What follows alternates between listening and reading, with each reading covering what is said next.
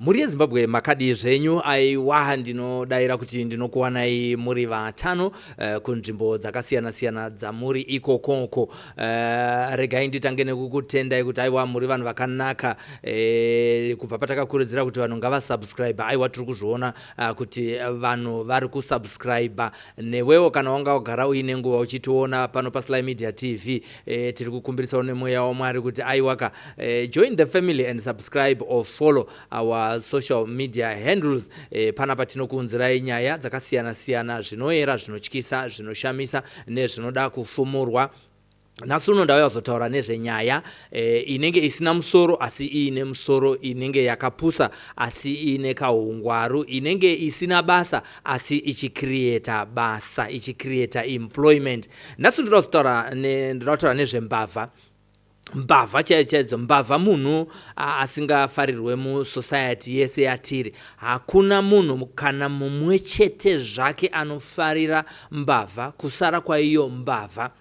Asi unotozomboona kuti iyo mbavha inotozombosvikawo pakuregereta kuti zvandinoita izvi hazvina kunaka, dai ndazviregera. Asi nokuda kuti sometimes munhu anenge aine shave rehumbavha.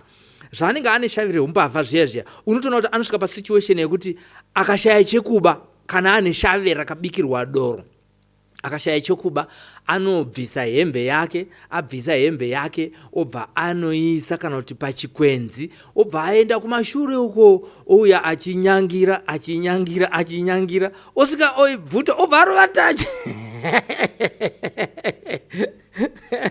Ndikuseka hangu asi hazvisekesi.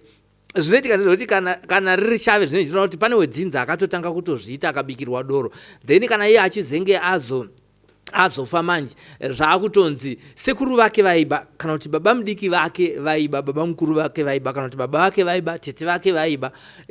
Nekudaro ndo paakazvitoredzera shave rekuba kana rakubata. Haubatike. Shave rekuba kana rabata munhu haafunge zvekuti achazosungwa. Unotoona kuti kana munhu aine shave akabatwa zviya mutauni, aba mobile phone yemunhu, abreka ningirikini mota yemunhu, obva abatirwa panzvimbo, kana kuti abva abatirwa mumba, zvikuru sei ngatiti abatwa aine mafoni aanga aba, atoiswa cheni mumaoko so white chena dziya zvinonzi dzachena nevanhu ka, nekuti amenoti sei dzakaiswa kunzi dzive chena. Asi ndaona cheni dzemapurisa dziri dze black kana grey kana ndedze white hanzi dzachena. Ko vanhu vatotaura kuti asungwa anoti ko kuna Sly dzachena ka. Akaiswa cheni kudaro, akavunzwa kunzi chii chaitika, nekuda kuti ane shave riri paari, haabvume kuti aba. Anokuudza kuti vari kunditi ndaba. Vamwe vanhu vanozosapota vanhu ivava ndana amai, vanonzwa ana mai vachitoziva kuti mwana anouya nezvekuba panopamba, vachizoziva kuti asungwa. Kana vanhu vemaraini vamuunganira vakuti mbavha. Unonzwa munhu achiti vari kuti mwana wangu anoba. Asi ana mai nemiwo futi dzimwe nguva soka musadaro. Asi unoona kuti kuenda kujeri mbavha haide, kubatwa haide, kana handitika. Kunozoitawo vamwe vanoba nekuda kwokuti anenge aine nzara, nenyaya yekuti haana basa, ashaya basa. Uku kumba uko nemukadzi waakatora kunyanga asingashandi, ari kuda kutomuriritira. Saka unobva wazoona kuti anenge apa pressure. Papressure iyoyo ndinozomudza kuti ko ndikangonoba zvimwe zvinhu zvemumwe munhu, ndikaba foni, ndikaba laptop, ndikaita smash and grab motikari pamarobots, ndotora laptop inenge irimo nebhegi rinenge rine mari, ndosvikawo kumba kwangu ndonotengera mhuri yangu chikafu, ndonodai. Dzine dziri pfungwawo dzembavha idzo dzashaya basa nekuda kwekuti there is a high rate of unemployment in the country. Saka munhu anopedzisira kuona kuti the best way yekutoti nditorarama ndezvekutoti nditoita se nditonoba. Meda cases mamwe mazhinji atinonzwa ndeye munhu anotonatsoona kutoti munhu uyo ane tunhu twake, toda kutomutorera. Kana chinge tamutorera isusu tigowanawo kudya, kana tadya tobva tazoendawo kutoilet, because nyaya yekutoilet yakatooma. Musangoona toilet dzakangoda idzi, ndokunzvimbo kwatinoenda tichinoona kuti kana wadya unozonoemta waikoko handika zvinhu zvinenge zvarambwa zvarambwa nemuviri. Saka munhu akashaya chekunoita kutoilet zvirova kuti ashaya chekudya anotarisira kuti ndashaya because mabasa hakuna. Saka zvakusina mabasa wobva afunga kuti regai ndinoba. Imbavha dzatinosangana nadzo musociety zvinokonzerwa nezvinhu zvakasiyana-siyana. Tambotaura kuti imwe rinenge riri shave. Kana uchida kuziva, kazhinji kacho ukada kutaura nemunhu anoba haade kuti utaure nyaya iyoyo yekuba, asi iye achitoziva kuti anoba. Kana uchida kuziva kuti une kashave karimo mauri, ukanzwa kuti kumba kwenyu kuna baba mudiki vaiba vakaenda kuprison, ukazotora chinhu chemunhu usina kukumbira, ziva kuti kashave kababa mudiki vaye, katete vaye, baba mukuru vaye, baba kave pauri iwewe. Saka zvakaa pauri iwewe kashave ikakaka.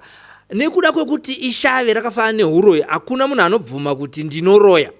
Kusvika atozoiswa pakona neng'anga dzine mishongawo dzinogona kumuita aite wiki, ndo paanozotaura kuti ini ndini ndakadya ningi, atozoiswa pakona. Saka muroyi nembavha vanhu vasingabvume kuti ndakaba chinhu chemunhu, they will try by all means to defend themselves kuti handina kuba. Asi chimwe akatochibata, ndakupa example yekuti chiri mumaoko make anoti vari kunditi ndaba. Iye akabata cellphone.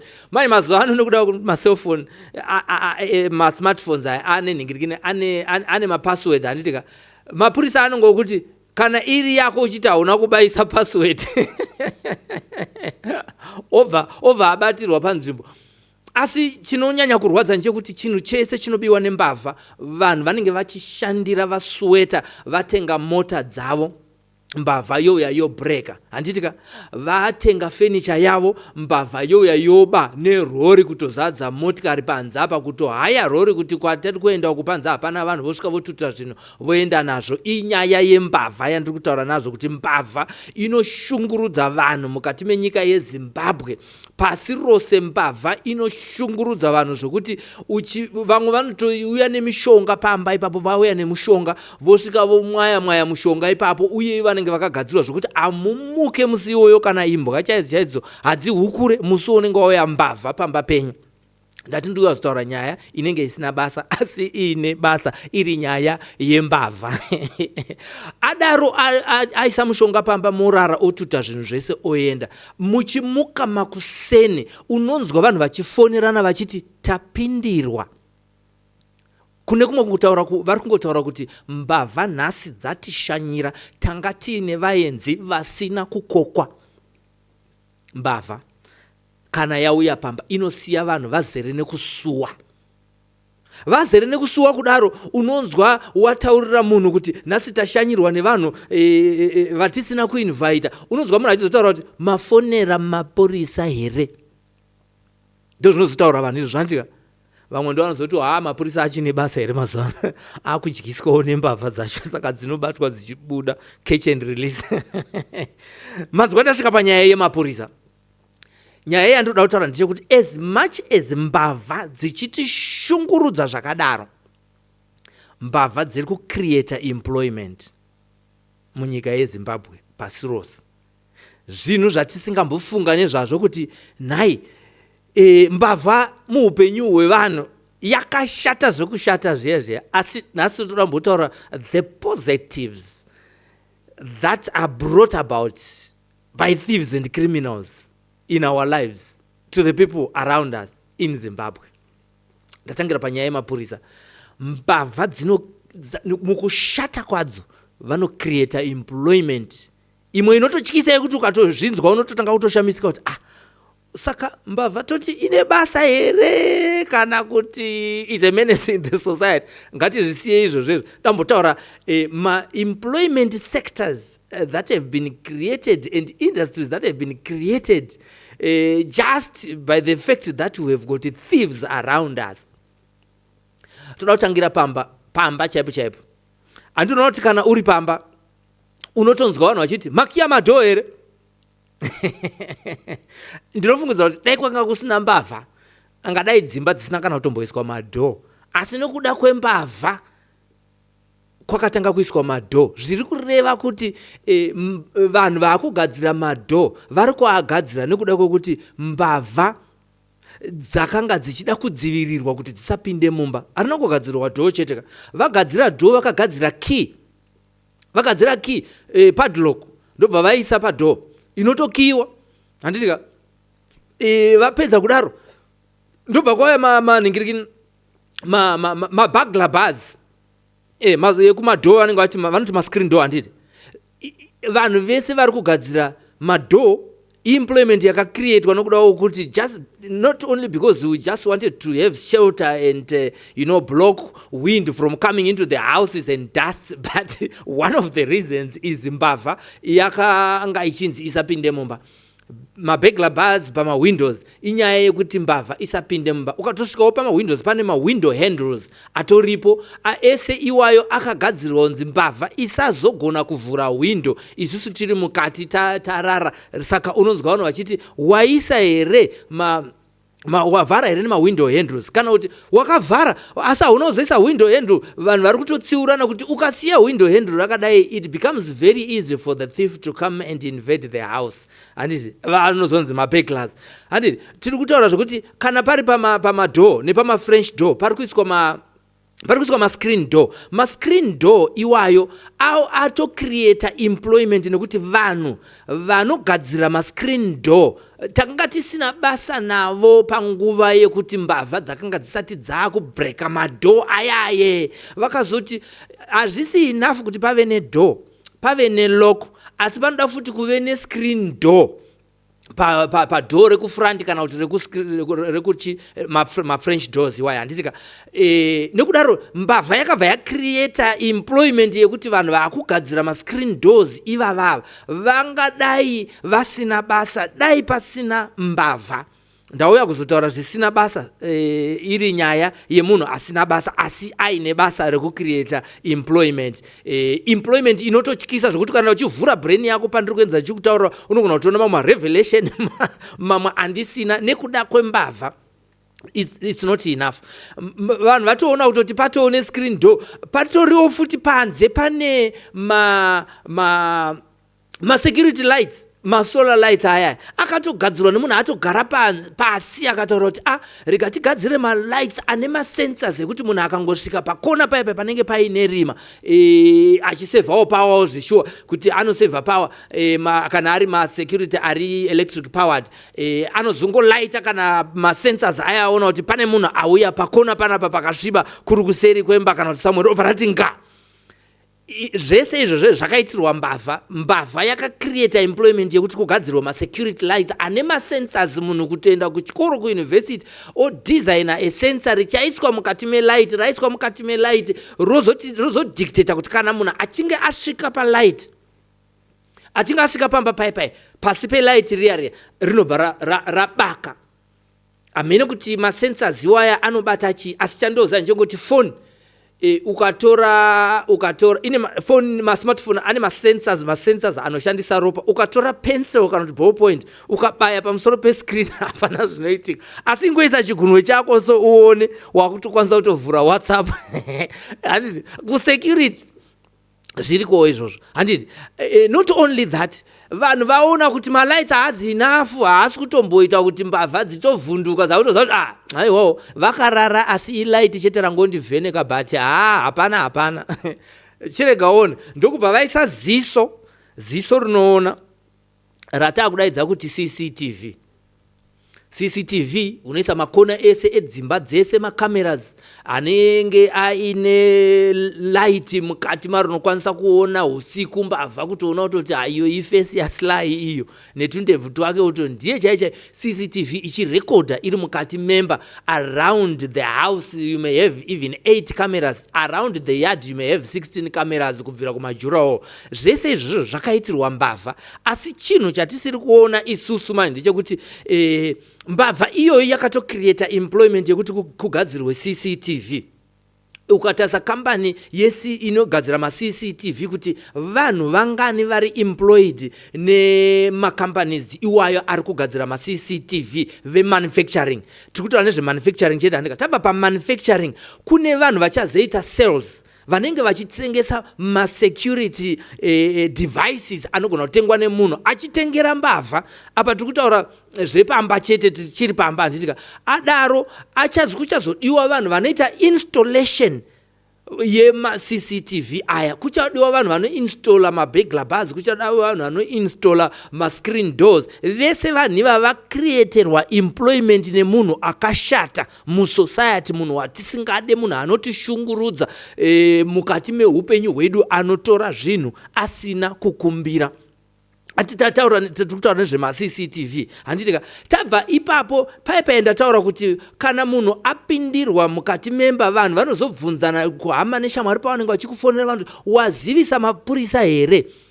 Mapurisa iwayo anobva amhanya kuuya pa crime scene pamba pako vachisvika vanosvika kutsvagawo mafingerprints avo. Asi unotiwo ipapo ndipo unozoona kuti pane vanhu vese vari kugadzira zvese izvi pane mumwe munhu ari superior anonzi Mudhara God akagadzira tiine iris yakasiyana nevamwe vese, tiine fingerprint yakasiyana nevamwe vese. Mafingerprints ayaya veforensic vanobva vauya vacreaterwa employment nembavha yatisingade, yatisingafarire, naivo yavasingafarire asi iri kutoita kuti vave nebasa.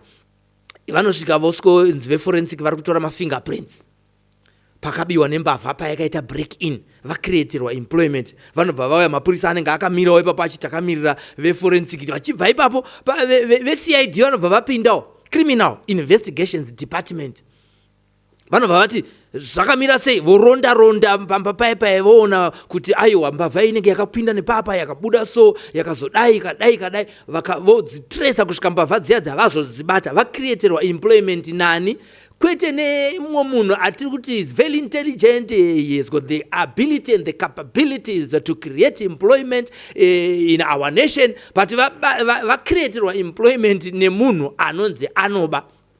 Vakutotresa nyaya dziya havarare, vanofamba vagofambazve vachitsvaga kuti munhu uya tingamubate sei. Pamwe pacho havaite vari vega, panotozocreaterwa futi employment, although not employment, kumaningirikini ma-security dogs, imbwa dzemapurisa dzinofunidza dzedzi dzichiteera vanhu ivavo. Asi kune vanhu vanotrena imbwa idzo dziya vakawanirwa basa kana kuti vakagadzirirwa basa nembavha.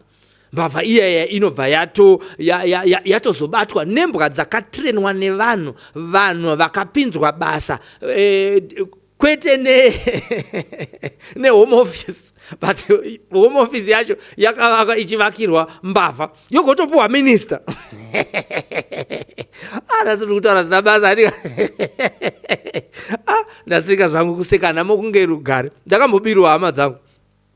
Saka ndinonatsonzwisisa kurwadza kwazvo kuti mbavha kana yakubira, asi iyo inenge ichicelebrata kuti handina kubatwa.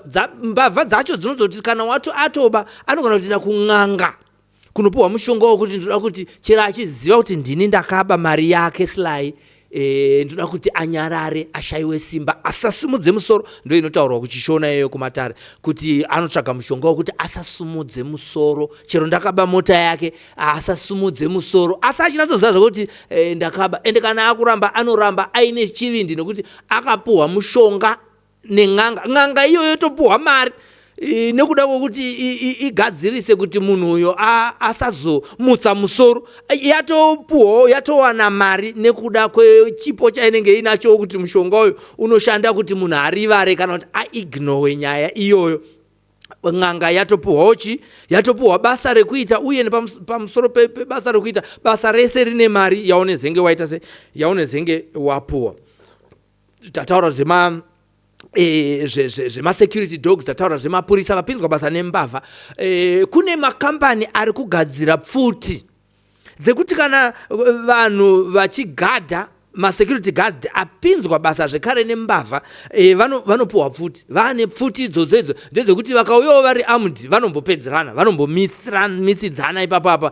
Nokudaro kunotori nekambani iri kugadzira pfuti kuti anozouya achizoba vagozogona kumurwisa kana achinge auya. Look at basa rinocreatwa nembavha nokuti vane vachida cash handitika unotoona kuti kune makambani anogadzira cash in transit vehicles ayaya anenge ane vanhu vari heavily armed nepfuti dzekuti mbavha ikauya tinopedzerana nayo nekuti iyoyo inogona kuuyawo futi ine pfuti ichiti toda kuti vanhu ava vasati tese tivatangire tobva tatora mari yavanenge vainayo. Remember the 4 million haste handitika vanhu ivavo vanouya vane pfuti idzodzo dzakagadzirwa nemumwe munhu achigadzirira mbavha ivo vozodzitora vice versa votanga kuti aiwa isusu toda kutoendawo kune vanhu vakatigarira nepfuti tigoendawo futi nepfuti zvinova kuti industry iyoyo yatocreatwa employment yekuti vanhu vagadzire pfuti.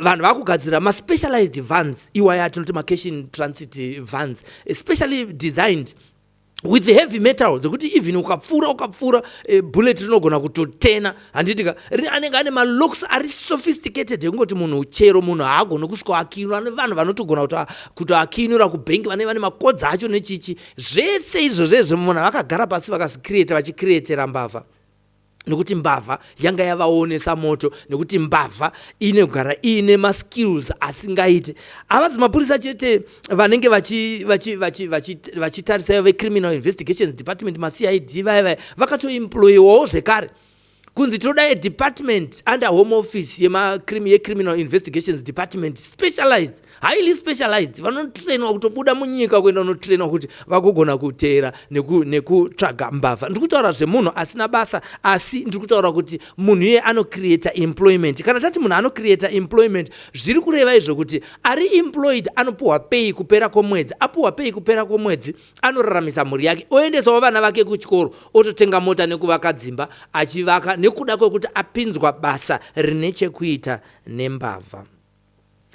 Unotoona kuti mukati menyika ine Zimbabwe mune makambani akawanda ari kumanufacture madevices anoita kuti adzivirire mbavha akafanana neatati chitaura iwayo ema CCTV.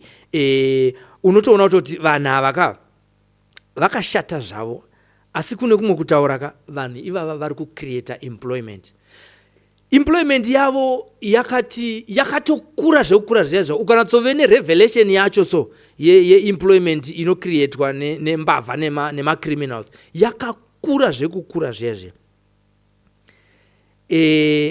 Kana munhu asungwa paanenge asungwa paipai anozobva oenda kukoti kana waenda kukoti kuya kunenge kuine vanhu vane madepartments akasiyana vakamirira kuti vatonge munhu 1 iye anenge achinzi aba handitika. Unoona kuti ukaenda kukoti uchatoona kuti kuine magistrate vakamirira kutonga mbavha they are employed. Saka tiri kuti vari employed nehome office here kati vari employed nembavha nasi tiri kutaura zina basa.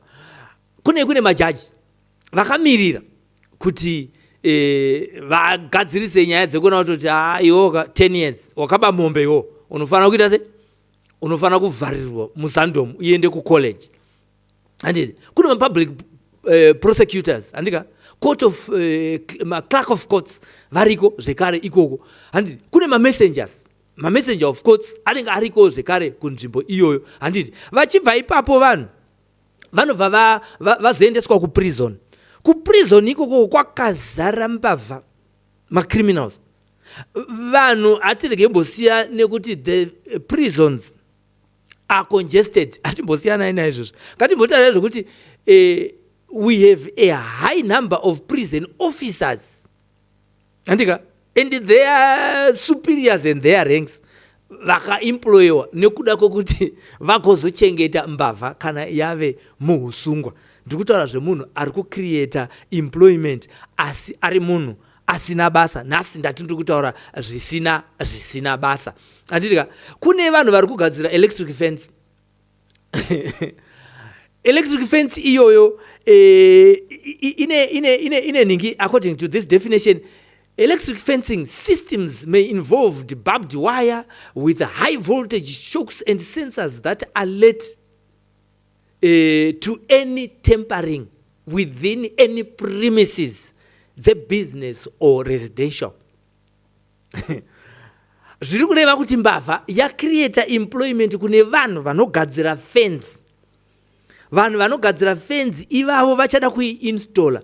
Uyewo zvekare vari kuzototi vapezesa mari nepamusaka pekuti inenge ichiconnectwa kumagetsi zvoti consumption yemagetsi pamba ipapo nepapremises ipapo yatoita se yatowedzera. Nekudaro vakubhadhara mari yakawanda kuzesa vagadzire magetsi avo anozoshandiswa in the help to deter criminals. Ndikutaura zina basa nditi. Ndikutaura zina basa. Munhu iye haite asi ukada kutarisa zvaari kuita soka unotoona kuti ari kucreate employment neubenzi hwake neustupid hwake neshave rake riri paari. Unotoona kuti padzimba ipapa patataura zvema-CCTV nepama-companies pari kuiswa ma-security alarms ekuti ukangobata anobva arira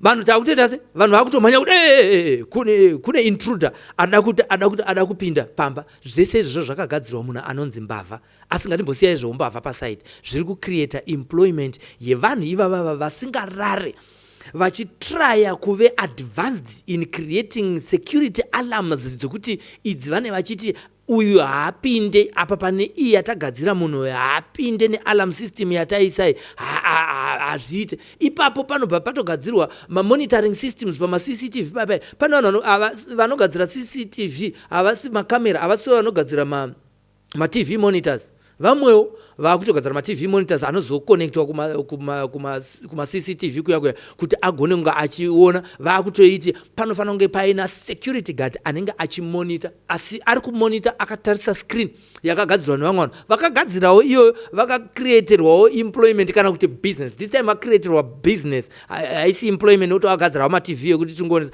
Vakacreaterwa business yokuti kwane ma-sectors akawanda akudawo TV kuti aishandise.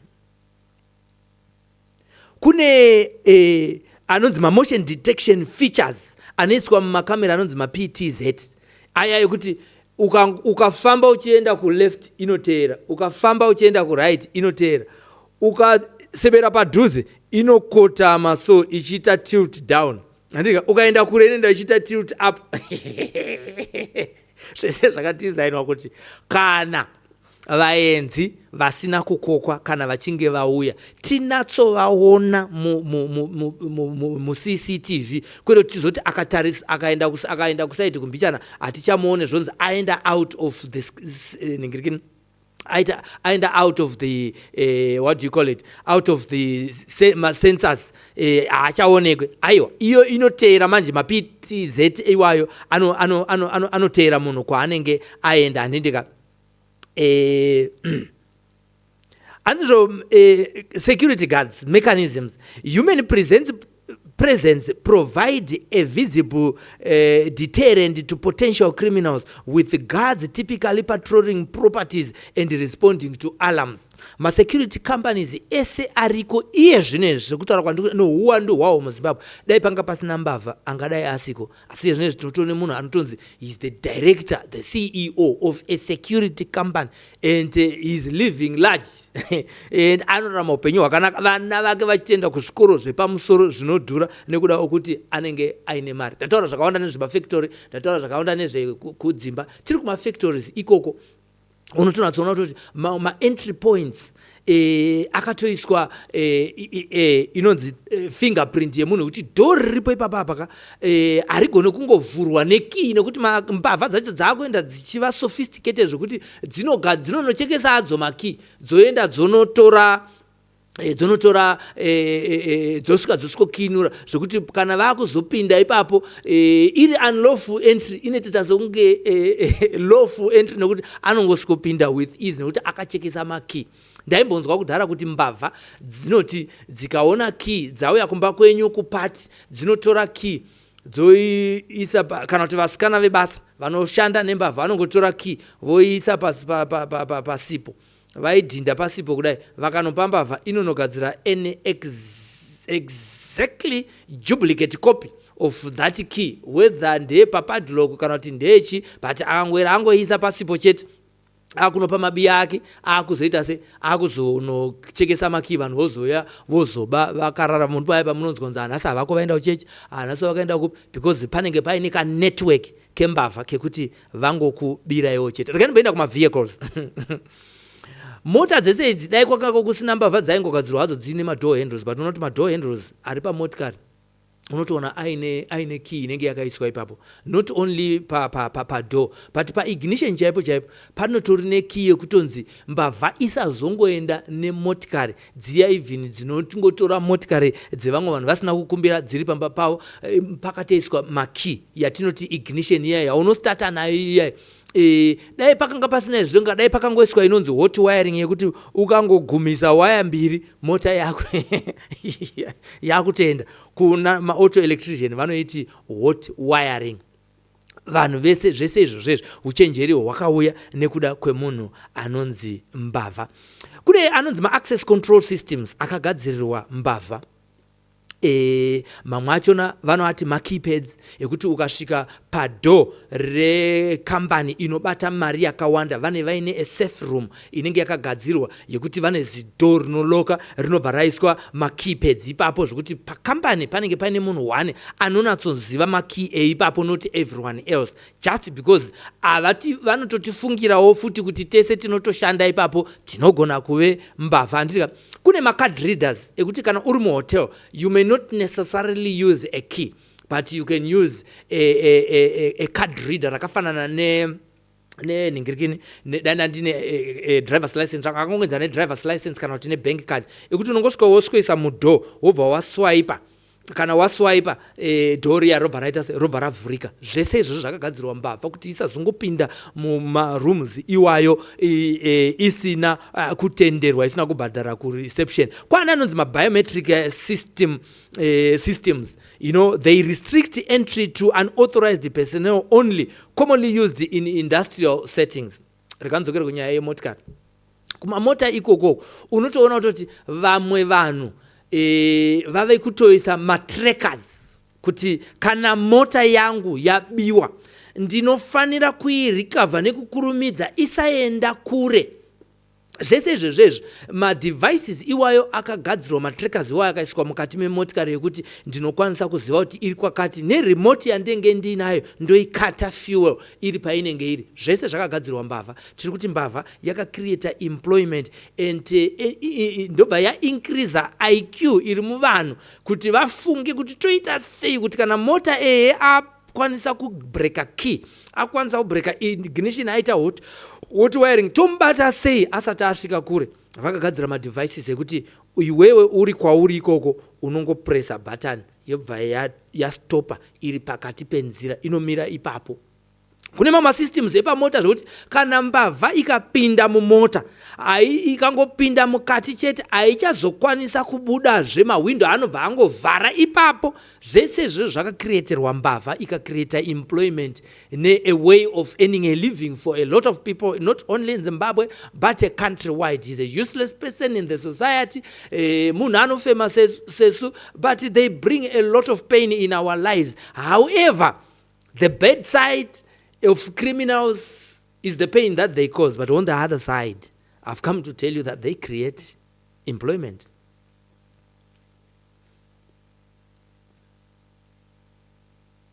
Kune mechanisms anonzi dead bolts anoiswa even kuseri kwemadoor mudzimba imomo kuti kana vanhu vachizenge akwanisa kubreka key, because vanozoya futi nemigwara nemamwe masimbi maclaw hammers avanoya vachivhura vachigwedebura madhoiwa. Vanhu vanotry by all means kuseri kwedhoo ikoko futi kuti vaise mechanisms just to reinforce and provide physical barriers against unauthorized entry.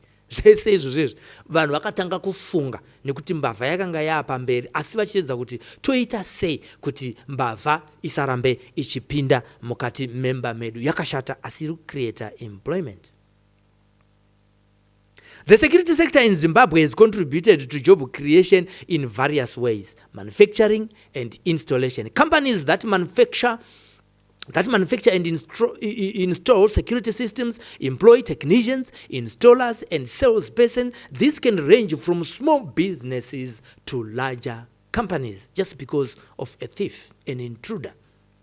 Monitoring systems. Security firms often employ staff for monitoring CCTV feeds and responding to alarms, which can create additional jobs in the security sector. Security personnel. The demand for security guards has led to significant employment opportunities in both the public and in private sector. Zimbabwe.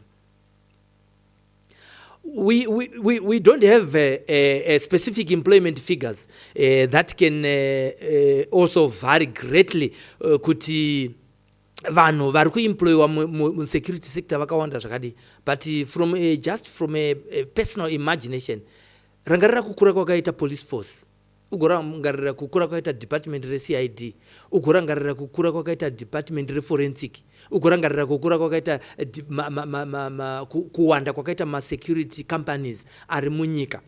Unotonatsona kuti we can't really quantify, but I think the security sector can even give us some figures. Vanhu vari employed just to cater or look after in the prisons. Kuti every province in a major prison, even though kune sub, but kune major prisons, vanhu vese vari employed nekuda kwembavha dzichisanganisirawo armed robbers iwayaya adai kukonzeresa ari kuponda vanhu achiuraya vanhu, zvese izvo vanhu vari kucreate employment. Chirungu choti while specific employment figures can vary greatly depending on the company's size and market demand, the security industry in Zimbabwe has become a vital part of the economy. Inzwa chirungu chinoti a vital part of the economy, creating numerous jobs across various roles related to security systems development, installation and monitoring.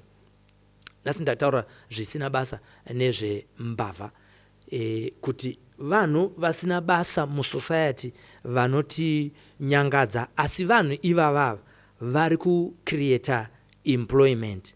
Nekudaro isusu mucomment section ngatimbotaurai kuti vanhu vane basa here. Kana muri mumakambani mavanenge vari, handiti police force yese yatiri kutaura neprisons inoda maoffices. Maoffices iwayo achavakwa nemacontracting companies anenge achipuwa mari. They've also added value to the business sector, which is the construction industry, where they are going to pay contractors to build prisons, buy cars as well for servicing the prisons, and also furniture inside those offices, including desks, chairs, cabinets where they file important documents. All that has also brought some business caused by monotonous people in the society. There are specialist locks that you find in those areas. We spoke about vehicle tracking system, the GPS, tracking devices which are installed in vehicles to locate them in case of theft, allowing for quick recovery. Access control systems, mechanism, keypads, key card readers, we've read about that, windows and French doors, burglar bars, window handles and door locks, padlocks, 3-lever. Unotoona panotone ma-specialist locks anonzi aya anonetsa kubreka. Isai kunze anonzi ma-3-lever anoiswa kumadhoo ekunze aya, emukati ozonzi isai henyu ma-2-lever. Zvese izvo zvinhu zvakaitwa nekuda kwemunhu anonzi Mbavha. Saka tinoda kuti mucomment section panyaya isina basa yandataura nezvayo nhasi iyoyi, tinoda kuti mutaure nekuti manufacturing companies anotomanufacture furniture ari kutovingwa vachitopuwa business nevepolice, neveprisons, neveCID vachiti isusu, nevehome office yese vachitaura kuti isusu tinoda kuti tizotenga madesk achagara chef achagara maofficers nechichi, PR department wati mumaoffices imomo vachiita zvese zvawedzera business kune mamwe masubsidiaries anoshanda akabatana nekuita equip maareas anoshandira security personnel. Kune razor wire inoiswa pamusoro pemajurawo. Vanhu vari kugadzira razor wire ivava vese vari kupuwa basa nevanhu vanonzi ivo Mbavha. Saka pekupedzisira ndepekuti dai mbavha dzisipo, toda kuti taure nezvazvo mucomment section kuti vanhu vari important here kana kuti vanhu vari useless. Ko kana vakasavepo tinozoita sei nevanhu vese vatataura vari mumaindustries esecurity? Tinovaita sei? Tinovaita sei mapurisa ese akagarira kubata mapurisa, maprisons arikamirira, maprison officers akamirira kubata mbavha, kuchengeta mbavha mumaprisons, tovaita sei? Hatimbotaura nezvazvo zvakashata, asiwo hatimbotaura nezvo tichimboona revelation yandambotaurawo iyoyi. Tinzwa kuti imimi mu comment section munoti mbavha yakashata zvakaita sei. Hatitaure nezvazvo nokushata kwaenda hatitomboida. Handitika asi kana isipo ngatitaurewo zvokuti what will happen to all the families whose breadwinners are employed in the security sectors, uniformed sectors, uniformed forces. I meant to say, tonzwa kuti imi muri kuti kuti. Remember to like and subscribe or follow our social media handles pano pa SlyMedia TV. Indonzi Sylvester tafumane simbi yebasa. Zviri kureva kuti mu industry ye television ne radio zvinoitwa zvese ndinokwanisa kuzviita. Vanhu vanogara vachindibvunza kuseko uchizviti simbi yebasa.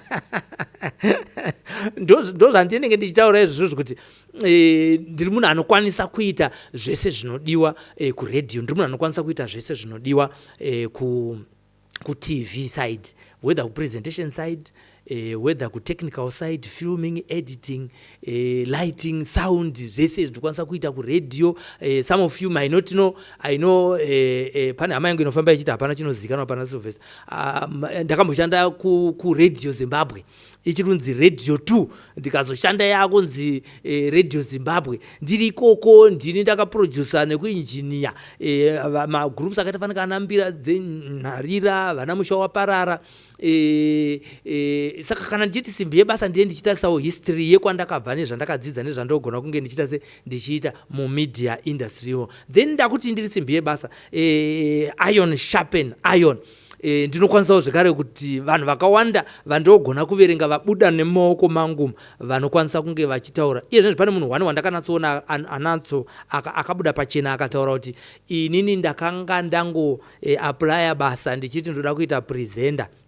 Asi pandakazosvika ku Sly Media TV nchida kuita presenter, vakatanga kunditraina makamera, vakatanga kunditraina zvakasiyana siyana. Ndakazobva ipapo ndakuziva zvakawanda ndiri zvandiri nekuda kwaMukoma Sly.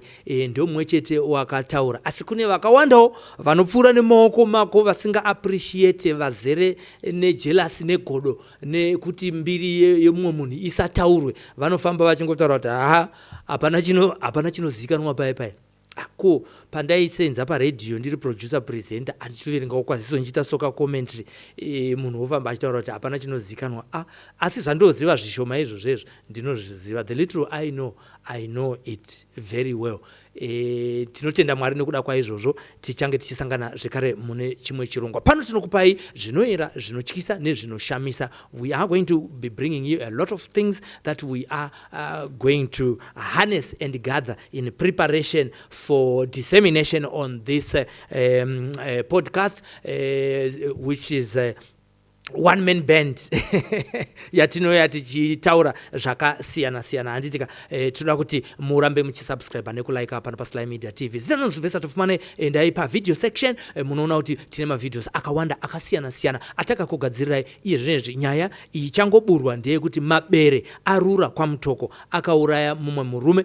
Mukadda pa comment section ipapapa muchange muchiona nyaya yacho. Tiri kuita follow up nyaya yemurume akadyiwa nebere achibva kubhawa iri ipapapa. Tine nyaya dzakasiyana siyana dzakawanda dzinoera, zvinotyisa, zvinoda kufumurwa. Zinanozvesa tafumane tosangana mune zvimwe zvirongwa. Bye bye.